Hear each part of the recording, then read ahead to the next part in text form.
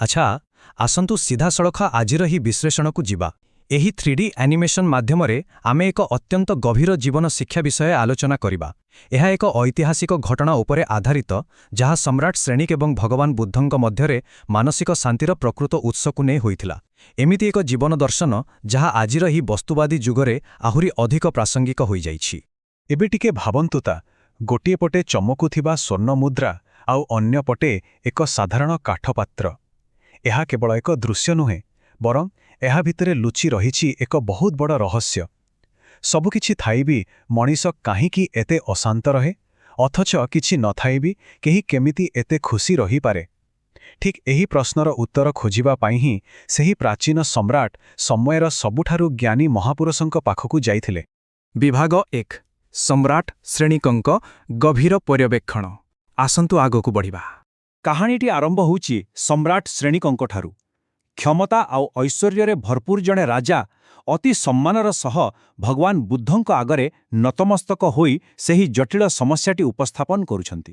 ଆଉ ସବୁଠୁ ରୋଚକ କଥା ହେଉଛି, ବୁଦ୍ଧ ନିଜେ ଦିନେ ଜଣେ ରାଜକୁମାର ଥିଲେ। ସେ ସମସ୍ତ ପ୍ରକାର ରାଜକୀୟ ଐଶ୍ୱର୍ଯ୍ୟ ଭିତରେ ବଢ଼ିଥିଲେ। ତେଣୁ ସୁଖ ଓ ଶାନ୍ତି ଭିତରେ ଥିବା ଫରକକୁ ତାଙ୍କଠାରୁ ଭଲ ଆଉ କିଏ ବା ବୁଝାଇ ପାରିଥାନ୍ତା? ଆସନ୍ତୁ ପରବର୍ତ୍ତୀ ବିଭାଗକୁ ଯିବା। ଏହି ଧନ ସମ୍ପଦର ବୋଝ ପ୍ରକୃତରେ କେମିତି ହୋଇଥାଏ ଦେଖିବା। ଏଠାରେ ସବୁଠାରୁ ଆଶ୍ଚର୍ଯ୍ୟର କଥା ହେଉଛି ଏହି ବିଶାଳ ପାର୍ଥକ୍ୟ।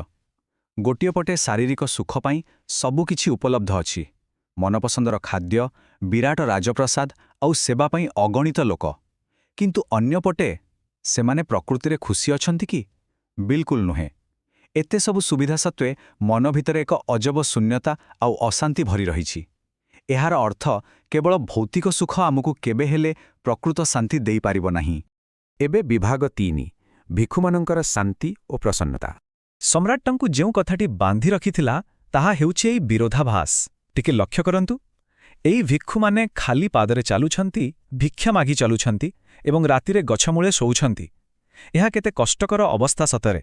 କିନ୍ତୁ ଆଶ୍ଚର୍ଯ୍ୟର କଥା ହେଉଛି, ଏତେ ପ୍ରତିକୂଳ ପରିସ୍ଥିତି ଭିତରେ ବି ସେମାନଙ୍କର ଚେହେରାରେ ସର୍ବଦା ଏକ ଅଫୁରନ୍ତ ଶାନ୍ତି ଆଉ ହସ ଝଲସି ଉଠୁଥିଲା। ସେମାନଙ୍କର ଏହି ନିରନ୍ତର ଆନନ୍ଦ ବାହାରର କୌଣସି ଜିନିଷ ଉପରେ ଆଦୌ ନିର୍ଭର କରୁନଥିଲା। ଆଉ ଏହି କଥାଟି ସମ୍ରାଟଙ୍କୁ ସମ୍ପୂର୍ଣ୍ଣ ଦ୍ୱନ୍ଦ୍ୱରେ ପକାଇ ଦେଇଥିଲା। ଅସୀମ ସମ୍ପଦ ଯେଉଁଠି ମଣିଷକୁ ଦୁଃଖ ଦେଉଛି, ସେଠାରେ ସମ୍ପୂର୍ଣ୍ଣ ଦାରିଦ୍ର୍ୟ କିପରି ଏତେ ଶାନ୍ତି ଆଣିଦେଇପାରେ? ପ୍ରକୃତରେ ଏହାର ରହସ୍ୟ କ'ଣ ହୋଇପାରେ? ଏବେ ପରବର୍ତ୍ତୀ ବିଭାଗ, ବୁଦ୍ଧଙ୍କର ପ୍ରସନ୍ନତାର ରହସ୍ୟ। ଏଠାରେ ଆମେ ଉତ୍ତର ପାଇବା। ଭଗବାନ ବୁଦ୍ଧ ଯେଉଁ ଉତ୍ତର ଦେଲେ, ତାହା ଧନ ଆଉ ଶାନ୍ତିକୁ ନେଇ ଆମର ସବୁ ଧାରଣାକୁ ସମ୍ପୂର୍ଣ୍ଣ ବଦଳାଇ ଦିଏ। ସେ କହିଲେ ଯେ ପ୍ରକୃତ ଆନନ୍ଦ ବହୁତ କିଛି ଜମା କରିବାରେ ମିଳେ ନାହିଁ, ବରଂ ଏହା ଏକ ନିର୍ଦ୍ଦିଷ୍ଟ ଶ୍ରେଣୀର ମଣିଷଙ୍କଠାରେ ମିଳେ, ଯାହାଙ୍କୁ ସେ ତ୍ୟାଗୀ ବୋଲି ସମ୍ବୋଧନ କରିଥିଲେ। କିନ୍ତୁ ରୁହନ୍ତୁ, ଏଠାରେ ଏହି ଶବ୍ଦଟିକୁ ଭଲ ଭାବେ ବୁଝିବା ଦରକାର। ଜଣେ ତ୍ୟାଗୀ ମାନେ ଏମିତି କେହି ନୁହେଁ ଯାହାଙ୍କ ପାଖରେ କିଛି ନାହିଁ, ବରଂ ପ୍ରକୃତ ତ୍ୟାଗୀ ହେଉଛନ୍ତି ସେହି ବ୍ୟକ୍ତି ଯେ ସବୁକିଛି ଥାଇ ବି ନିଜର ସ୍ୱତନ୍ତ୍ର ଇଚ୍ଛାରେ ପୁରା ସଚେତନ ଭାବେ ସେସବୁକୁ ପରିତ୍ୟାଗ କରିଦିଅନ୍ତି। ଅର୍ଥାତ୍ ଏହା କୌଣସି ବାଧ୍ୟତା ନୁହେଁ, ବରଂ ନିଜର ଏକ ସ୍ୱାଧୀନ ନିଷ୍ପତ୍ତି। ଟିକେ ଦେଖନ୍ତୁ, ମୂଲ୍ୟବାନ ରତ୍ନଗୁଡ଼ିକୁ କିପରି ଶାନ୍ତିରେ ହାତରୁ ଛାଡ଼ି ଦିଆଯାଉଛି। ଜାଣିଶୁଣି ବିଳାସ ଅଭ୍ୟସନକୁ ତ୍ୟାଗ କରିବାର ଏହି ପ୍ରକ୍ରିୟା ହିଁ ସେହି ପ୍ରକୃତ ଖୁସିକୁ ଖୋଜି ପାଇବାର ଏକମାତ୍ର ଚାବିକାଠି। ଏହା ଏକ ଅମୂଲ୍ୟ ଜୀବନ ଶିକ୍ଷା ଯେ ସବୁବେଳେ କେବଳ ପାଇବାରେ ନୁହେଁ, ବେଳେବେଳେ ମୋହ ଛାଡ଼ିଦେବାରେ ମଧ୍ୟ ଅପାର ଆନନ୍ଦ ଲୁଚି ରହିଥାଏ। ଆସନ୍ତୁ ଆଗକୁ ବଢ଼ିବା, ସଚେତନ ତ୍ୟାଗର ଶକ୍ତି ବିଷୟରେ ଜାଣିବା। ବୁଦ୍ଧ ମାନବୀୟ ସ୍ଥିତିକୁ ଏହି 3ଟି ସ୍ତରରେ ବାଣ୍ଟିଥିଲେ। ଏହି ତାଲିକାକୁ ଟିକେ ଧ୍ୟାନରେ ଦେଖିଲେ ସ୍ପଷ୍ଟ ହୋଇଯାଏ ଯେ ଅତ୍ୟଧିକ ଧନସମ୍ପଦ କିମ୍ବା ବାଧ୍ୟତାମୂଳକ ଦାରିଦ୍ର୍ୟ, ଏ ଦୁଇଟିରୁ କୌଣସିଟି ବି ମାନସିକ ଶାନ୍ତିର ଚାବିକାଠି ନୁହେଁ। କେବଳ ତୃତୀୟ ସ୍ଥିତି, ମାନେ ଜଣେ ତ୍ୟାଗୀ ହିଁ ପ୍ରକୃତରେ ଆନନ୍ଦିତ ହୋଇପାରନ୍ତି। ହେଲେ କାହିଁକି? ଚାଲନ୍ତୁ ଏହାକୁ ଟିକେ ଗଭୀର ଭାବେ ଦେଖିବା। ପ୍ରଥମେ ଧନୀ ବ୍ୟକ୍ତିମାନଙ୍କର କଥା ବିଚାର କରିବା। ସେମାନଙ୍କ ପାଖରେ ସବୁ ସୁବିଧା ଅଛି ସତ୍, କିନ୍ତୁ ସେହି ସମ୍ପଦକୁ ଜଗିବାର ଚିନ୍ତା ସେମାନଙ୍କ ଉଦ୍ବେଗକୁ ଏତେ ବଢ଼ାଇ ଦିଏ ଯେ ଶାନ୍ତି ସମ୍ପୂର୍ଣ୍ଣ ନଷ୍ଟ ହୋଇଯାଏ। ସେମାନେ ପ୍ରକୃତରେ ନିଜ ସମ୍ପତ୍ତିର ପହରାଦାର ପାଲଟି ଯାଆନ୍ତି। ଭାବନ୍ତୁ ତ, ଧନ ସମ୍ପଦ ଗୋଟିଏ ସମୟରେ ଏକ ସୁବିଧା ନ ହୋଇ କେମିତି ଏକ ବିରାଟ ମାନସିକ ବୋଝ ପାଲଟିଯାଏ। ଏହି ବୋଝକୁ ସବୁବେଳେ ମୁଣ୍ଡାଇବାକୁ ପଡ଼େ, ଆଉ ପ୍ରତି ମୁହୂର୍ତ୍ତରେ ଏହାକୁ ହରାଇବାର ଭୟ ଲାଗି ରହେ। ଲୁହା ଶିକୁଳିରେ ବାନ୍ଧା ହୋଇଥିବା ଏହି ସିନ୍ଦୁକ ପରି ମନ ବି ବାନ୍ଧି ହୋଇଯାଏ।